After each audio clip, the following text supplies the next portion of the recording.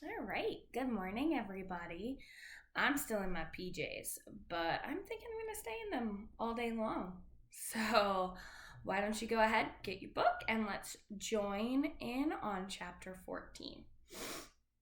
The Monday following Thanksgiving break, Catherine and I roll into Miss Gordon's language arts class a few minutes before the bell. It doesn't look like I'll ever find out what Rose really thought about the trip to the aquarium because she clearly has more exciting things on her mind. Everyone is huddled around her desk. Awesome! I love the color. I didn't know they come in lime green. Oh man, that's what's up. How many songs have you downloaded so far? What's your new email address? You got IM? Videos? That's so tight. I wish my mom would let me get a laptop like that. I roll closer. Rose is showing off a brand new laptop computer. I can get on the internet and find stuff for school and type up all my homework, she's telling the group around her. I've already uploaded pictures of my dog, and I've got my own MySpace page. I just shake my head at Catherine as Catherine takes me back to my usual place in the back of the room, a laptop. I'm still pointing to words and phrases that Mrs. V and my mother have taped to the board that's strapped to my wheelchair. And Rose has the internet. I guess that means the whole universe at her fingertips. I close my eyes, trying not to cry, dreaming of the perfect melody made computer. First of all, it would talk. Oh, yes. People would have to tell me to shut up, and it would have room to store all my words, not just the most common ones that have gotten pasted on my dumb plastic board. It would have big keys so my thumbs could push the right buttons and it would connect to my wheelchair. It would not have to be lime green. I open my eyes with a start. Such a thing has to exist, right? Or something like it, maybe? I grab Catherine's arm and point to Rose's computer. Me too, I punch on my board. I do it several times. You want a computer like Rose? Catherine glances over at Rose's laptop. It's really nice. Even I don't have one as cool as hers. No, I point. Wait, you don't want a computer? Catherine sounds confused.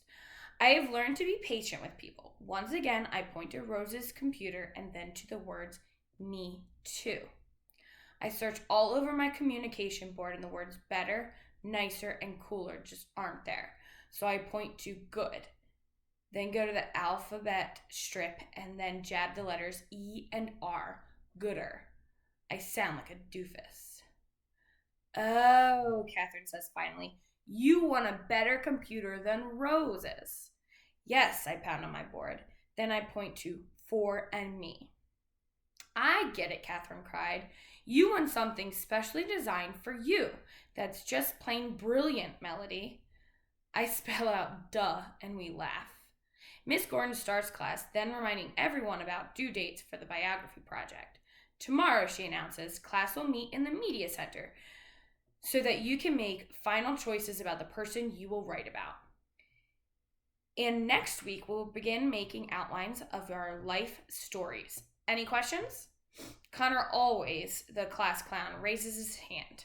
I found out the guy who invented the flush toilet was named Thomas Crapper. Can I do my report on him? Kids crack up. Rodney laughs so hard his whole face turns red. Miss Gordon shushes Rodney and the others. Sorry, Connor, I get this request every year. The flush toilet was invented in 1596 by John Harrington.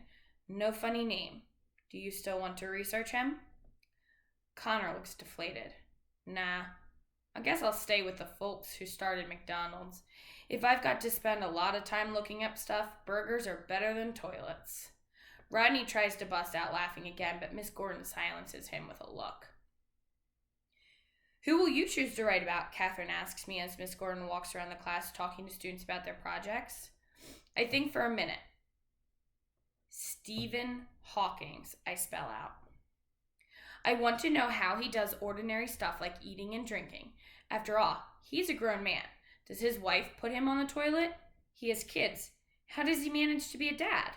And I want to know about his talking devices, the super cool computers that help him talk and do really hard math problems, like finding black holes in space. I tap out the question for Catherine. Computer for me. I have no idea, she replies.